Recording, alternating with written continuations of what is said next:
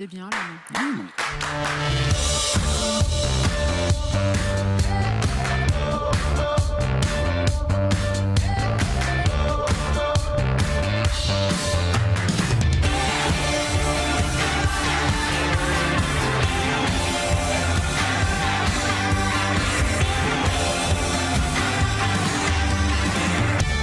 Eh bien bonjour à tous, et oui aujourd'hui on est connecté, tu vas voir Morgane, avec notre invité du jour Denis Auguste, nous vient tout droit de la cité scolaire Edison qui est ici à l'Orgue, et c'est un Fab Manager. Mais je ne sais pas ce que c'est. Eh ben, moi non plus je ne savais pas avant. Fabricant, fabrication, c'est ça. Manage la fabrication. Ben voilà, c'est Voilà, ça. Un laboratoire de Ça fabrication. sert d'avoir fait tu du vas voir. latin alors. Ah oui, Fab, fabrication, c'est bien. Donc Fab Et pas Manager justement est professeur au lycée Edison, et on va voir avec lui qu'il y a un atelier là-bas sur place, et c'est vraiment extra pour nous tous parce qu'on va pouvoir faire même de l'impression 3D de toutes sortes de choses. Bon, on accueille tout de suite notre invité du jour. On réglera ça plus tard. On accueille Denis Auguste, Fab Manager, je le disais, et professeur au lycée Edison. On va voir ici que tout simplement au lycée Edison, une cité scolaire. Cité scolaire, c'est le mélange d'un collège et d'un lycée. Ils ont ouvert un atelier ouvert au public, et on va voir quel est ce fameux atelier, le Fab Lab. C'est tout récent, c'est tout frais. Ça n'a même pas un an, je crois. Je crois oui, c'est que très récent, c'est alors. très récent. Bonjour à toi Denis, bonjour Monsieur Auguste. Bonjour. Je disais le Fab Lab, l'atelier, pas tout à fait un an. On a commencé l'activité à la rentrée des classes. Donc en septembre dernier, donc Tout à pas tout à fait un an. Qu'est-ce que c'est un Fab Lab? Parce que voilà, un Fab Lab, c'est peut-être déjà pour poser le décor. Un Fab Lab, c'est un laboratoire de fabrication. Et ça va permettre, c'est un lieu qui va permettre d'accéder à des moyens de conception et de réalisation, et qui est ouvert à tous. C'est ça qui est étonnant, c'est-à-dire qu'on est au sein d'un lycée, avec toutes sortes de matériel qui est utilisé habituellement par les élèves alors. Oui, c'est du matériel en fait qui est utilisé par les spécialités du domaine technologique des filières STI 2D, en l'occurrence du lycée de l'Orgue, par les filières de BTS aussi. Donc c'est un ensemble de matériel qui est professionnel en bonne partie, et qui va permettre donc différents types d'applications et de réalisations. Et donc ce matériel qui est habituellement, j'allais dire, destiné aux élèves, est ouvert au public alors? Oui, en dehors des horaires d'ouverture pour les élèves, on met en place donc plusieurs créneaux horaires sur lesquels les personnes peuvent pratiquer et utiliser le matériel. Donc on est surtout en soirée, 3 soirs dans la semaine, donc en fait de 17h à 20h, et puis le mercredi après-midi, puisque en fait on a une disponibilité au niveau des locaux sur le mercredi. Alors ce qui est extrêmement original, c'est-à-dire que on s'attend pas à ce que l'on va pouvoir faire, parce que les machines qui sont là, c'est vraiment des machines incroyables.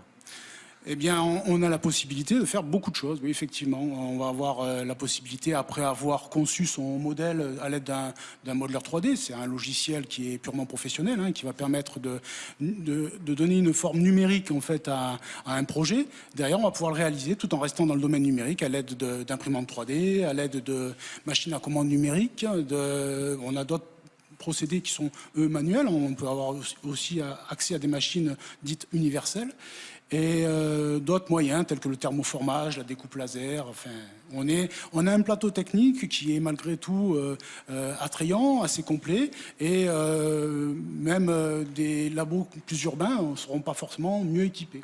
C'est-à-dire que là, l'impression 3D, c'est-à-dire qu'en venant chez vous, on peut imprimer toutes sortes de choses, et vous nous avez amené un objet qui est complètement, j'allais dire, tourné vers quelque chose que quasiment beaucoup de gens aimeraient avoir à la maison. Il s'agit d'un projet élève, donc en fait c'est un drone qui est équipé d'un kit d'un point de vue de ses composants, mais les jeunes avaient à charge de concevoir les bras du drone, qui sont des pièces maîtresses au niveau du fonctionnement, et ainsi que le train d'atterrissage. Donc on a deux types de matériaux, deux types de matériaux qui sont utilisés pour ces différentes pièces, et avec une structure donc spécifique, et on va dire une façon de réaliser, une stratégie d'impression qui sont différentes.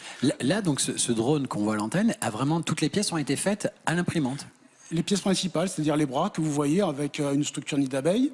Donc ça a été dessiné sur ordinateur, puis ça a été simulé en comportement sur ce même ordinateur. On a vérifié en fait que la tenue était suffisante, on a validé la solution et on les a imprimés. Concernant le train d'atterrissage, donc la pièce, en fait, les 4 pieds sont reliés et tout ça forme une seule et même pièce. Là, on a un matériau plastique qui est renforcé avec des fibres de carbone. Donc là aussi, une démarche de conception et de réalisation très, très particulière. Donc là, ce que je comprends, donc c'est la disposition vraiment du plateau technique à l'extérieur. On peut imprimer ce genre de choses, mais c'est pas que ça. C'est aussi apprendre à former les gens, parce que je veux dire, pour imprimer ce genre de choses, c'est bizarre d'employer le mot imprimer. En fait, l'impression 3D, ça devient finalement, c'est un produit qu'on trouve facilement dans des grandes enseignes. On va vous vendre une imprimante 3D, mais le problème de l'impression 3D, c'est qu'en amont, il faut être capable de concevoir la pièce. Sinon, on va être limité au téléchargement de modèles existants mis en partage sur le web.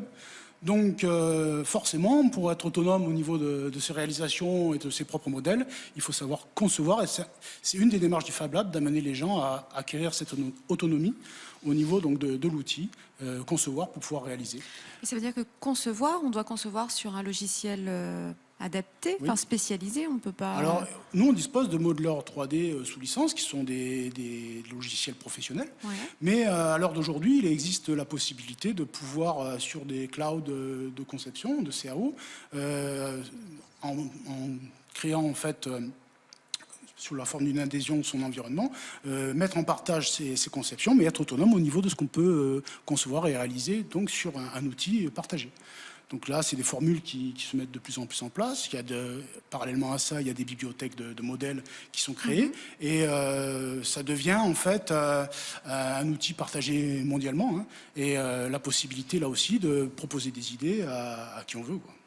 C'est surtout qu'on va voir tout à l'heure, on verra avec vous, c'est-à-dire que le coût est vraiment restreint parce que c'est une adhésion. On verra aussi comment est née l'idée et comment on en est arrivé à faire ça au sein de la Cité Edison. On le disait tout à l'heure, c'est-à-dire que n'importe quel particulier peut venir vers vous pour pouvoir, je veux dire, faire toutes sortes de choses, parce qu'on a parlé d'impression 3D, mais il y a de l'informatique, il y a des tas de matériel présent sur le truc, sur le lieu. C'est-à-dire qu'on peut venir à certains horaires pour pouvoir se servir de ce matériel qui est en fin de compte le matériel qui appartient à la région, puisque c'est le lycée.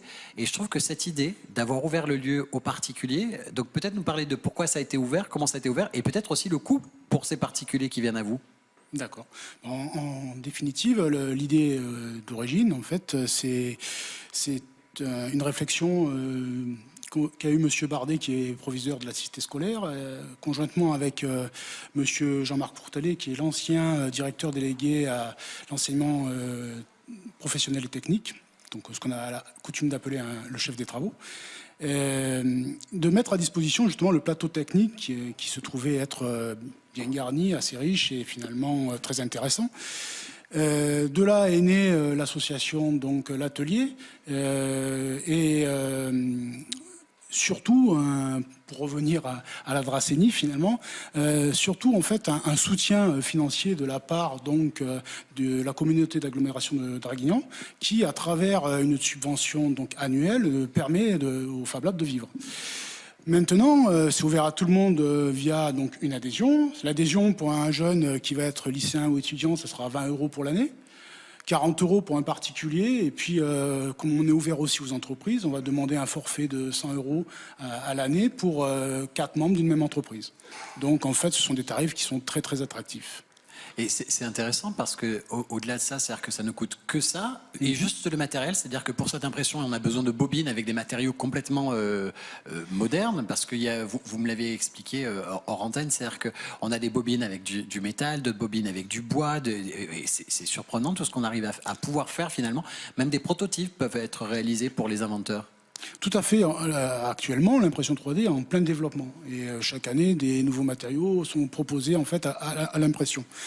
Quelqu'un qui a un besoin particulier peut en fait venir avec sa propre bobine et réaliser sa pièce sur place. On peut aussi donc facturer entre guillemets la dépense en matériaux aux adhérents à prix coûtant par rapport aux besoins donc de leur fabrication. Donc effectivement, même le coût d'utilisation du matériel est limité en fait au coût du consommable, quoi.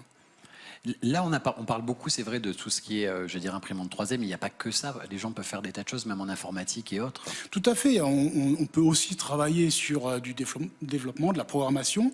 La programmation de cartes dédiées, à l'heure actuelle, il y a de nombreux travaux qui ont lieu sur des cartes de prototypage programmables que sont les cartes Arduino ou les cartes Raspberry. Donc en fait, ce sont des mini-ordinateurs à qui on peut confier toutes sortes de tâches. En l'occurrence, la gestion d'une machine, par exemple. On peut aussi, à travers les exploitations du matériel, fabriquer sa propre machine et donc de là, choisir tous les composants qui vont être associés pour aller vers un objectif particulier, un objectif de dimension de pièces. Imaginez une machine plus grande que celle dont on dispose, des courses plus importantes, des températures plus élevées. Enfin, voilà, Mais après, tous les bricoleurs, je veux dire, d'un seul coup, il manque une pièce dans une voiture, un truc qu'on a du mal à trouver, qui ne se fait plus, etc. C'est facile de pouvoir justement la réimprimer, ça c'est pour la 3D. Mais d'un seul coup, il y a aussi tout ce qui est, en fin de compte, tout le matériel d'usinage sur machine, c'est-à-dire, ça peut être des perceuses, ça peut être des fraiseuses, ça peut être toutes ces choses-là. Et tout ça, c'est le matériel justement de la fameuse section STI 2D, qui est chez vous. Vous êtes peu nombreux dans le département à avoir en plus cette section, mais la vôtre détient, on va dire, toutes les facettes de ce diplôme. Oui, alors la filière STI 2D est venue en remplacement donc des filières STI existantes précédemment. Il y avait beaucoup plus de spécialités. À l'heure actuelle, il n'y en a plus que 4. Et ces 4 spécialités sont présentes au lycée de l'Orgue. C'est donc le seul lycée du Var qui propose ce choix de spécialités dans la filière STI 2D. La filière STI 2D qui se veut associée aux techniques et aux préoccupations environnementales liées au développement durable. C'est plutôt pertinent pour les élèves parce que ça les amène à rencontrer des professionnels, des bricoleurs, à se poser des questions sur d'autres projets parce qu'eux aussi à construire leurs propres projets. Et en fin de compte, c'est une sorte de coworking et de rencontre de différents univers en plus. Tout à fait, c'est l'idée de départ. C'est d'amener en fait les jeunes à avoir la possibilité de faire par eux-mêmes. Ça, c'est la première étape. Mais si, dans les mêmes locaux, ils sont amenés à échanger avec des personnes qui sont des entrepreneurs et qui travaillent sur des idées concrètes liées à un marché, liées à un besoin, on va pouvoir aussi faire émerger dans ce coworking effectif des idées de projets qui peuvent être développées pour les projets donc liés aux filières de bac et les filières post-bac, telles que les BTS. Et aujourd'hui, vous, finalement, cet atelier, le Fab Lab qui est ouvert régulièrement le soir, et comme vous le disiez, c'est le soutien de la région grâce au matériel des scolaires, des lycéens. C'est la communauté d'agglo financièrement, par l'aide, par rapport au formateur qui est présent et qui peut former les gens. C'est-à-dire que si ça marche bien et si les gens sont nombreux à venir, l'argent qui va être récolté va servir à racheter de nouvelles machines qui vont servir vraiment au Fab Lab. Et petit à petit, finalement, ces horaires du soir, si ça marche vraiment bien, vous allez peut-être pouvoir réouvrir la journée quand vous aurez suffisamment de machines réachetées justement pour pouvoir les fournir au public. Je pense qu'on pourrait imaginer que si la formule effectivement fonctionne bien, de créer un lieu au sein de l'établissement qui soit dédié avec des matériels spécifiques et un soutien effectivement par la région ou par la communauté d'agglomération ou voire la commune, ça reste à étudier quoi. Mais effectivement, je suis sûr qu'on va pouvoir répondre à un besoin qui va toucher un public assez large. Alors, il y a un site internet, c'est fablab-l'atelier.business.site, mais le plus simple, c'est même de mettre Fablab ou Atelier l'orgue, on tombe directement sur vous, sur un moteur de recherche classique, on va pouvoir retrouver à travers des critères donc Fab Lab l'org, retrouver les pages dont il est question. On va retrouver donc la localisation en fait du lieu sur un moteur de recherche connu, quoi. Et toutes les possibilités techniques qui sont vraiment, parce qu'elles sont extrêmement nombreuses. Et surtout, il faut savoir que là, à la rentrée, vous savez pas exactement quand, vous allez en fin de compte aussi peut-être installer une sorte de formation qui va permettre à toutes les personnes qui ont une imprimante 3D chez eux, mais qui finalement toutes les fonctionnalités ils savent pas forcément s'en servir, et comment créer son propre support dessin correctement, et on va pouvoir venir vers vous bientôt. Rendre les gens autonomes sur la conception et la réalisation sur une imprimante 3D. Ça serait rendre autonome aussi les gens dans l'activité du Fab Lab. Finalement, c'est concevoir, réaliser avec une imprimante 3D. Il y a déjà des formations aussi qui existent chez vous pour ça. Moi, j'ai mis en place en fait une formation. Elle est prête. Maintenant, À quel moment on va pouvoir la proposer concrètement, la planifier, ça reste à voir. Mais j'ai bon espoir que l'année prochaine, on puisse trouver des amateurs qui voudront effectivement se former et comment dire, se rendre autonome sur ces développements. En tout cas, il y a beaucoup de pièces et j'en parlais avec vous hier, je crois, au téléphone, etc. C'est-à-dire, il y a beaucoup de personnes qui ont une petite pièce de machine à café ou d'autres machines qui ne se distribuent plus, qui ne se font plus et on est obligé de racheter souvent un truc. Donc, on a réussi à plusieurs reprises à remettre en fonctionnement des produits qui pouvaient être obsolètes alors que la volonté de reconcevoir et de refaire une pièce suffit à les remettre en route. Ça vaut peut-être le coup de prendre une adhésion au Fab Lab. Merci à vous, monsieur Auguste. Je vous en prie. Merci Morgane. Merci à toi. Tu as la thématique fête internationale du rosé, toi, avec la petite rose sur ton bureau. J'ai tout ce qu'il faut. Tu as tout ce qu'il faut. J'ai le livre sur la Dracénie, j'ai des petites fiches partout, j'ai des livres sur la Provence, on est bon. Voilà. Mais Je me prépare-toi suis parce que... installée là pour un moment. Prépare-toi parce que bientôt tu auras une spéciale princesse dont on va nous parler, Emmanuel. Un grand merci à Emmanuel d'être venu jusqu'à nous. Et puis je te dis à très bientôt pour une future chronique.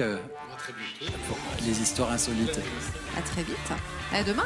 À demain. Bonne je idée. ne bouge pas de là, moi. Tu bouges pas? Non. Parfait. J'irai à Monaco, mais pas pendant le tournage. Bon bah parfait. On bouge pas. On est là demain à l'orgue au Château Roubine. À demain à tous et merci à tous.